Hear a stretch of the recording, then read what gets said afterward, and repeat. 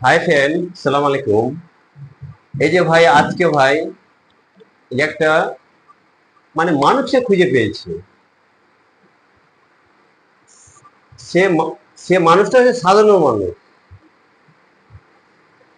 তার ভিতরে যা গুণ, যা কবিতা, যা ট্যালেন্ট আছে, আমরা নয় মজার মানুষ ওইগুলো ব্যক্তিকে গুরুত্ব দিচ্ছি না, আমরা চিনি না।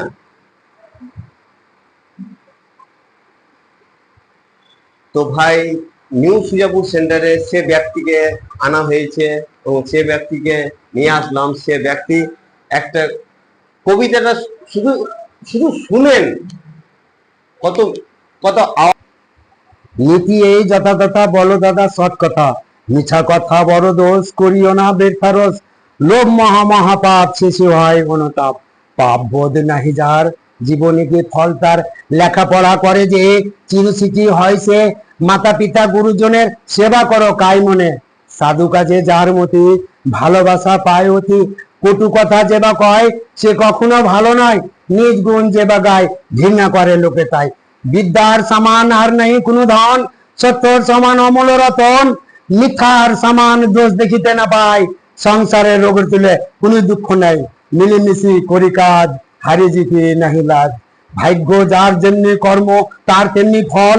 কেউ খাই দুধি, কেউ করে সুরাপান, কেউ বা মারে লাথি, কেউ বা করে ঢাকাম দেখি, আবার কেউ বা যোগায় বেশ্যার জল।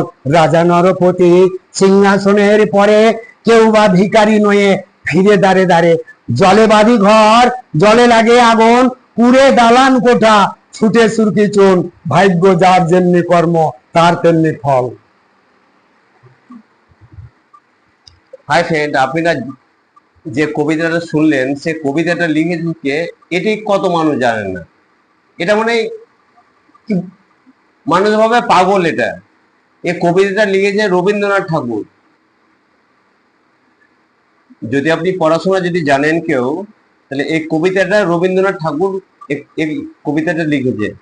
তো এরকম শিল্পী আমাদের নয়ময়াতে আছে, আমরা এদেরকে গুরুত্ব দিচ্ছি না। তো আমার রিকোয়েস্ট কি, এই ব্যক্তিটাকে আপনারা সম্মান দেন, শ্রদ্ধা করেন, একটু একটু ভালোবাসেন। আর আমার নিউ সুজাপুর সেন্টার দের পক্ষ থেকে আমি বলছি যে আমার অফিসে একবার আসেন। অফিসে কি আমার কি কাজ হয়, আপনি একবার এসে ভিজিটটা করেন। এটা আমার রিকোয়েস্ট সবাইকে। সবাই ভালো থাকো। আর আমার একটা ইউটিউব চ্যানেল আছে, নিউ সুজাপুর সেন্টার, পারলে একটু ফলো করো।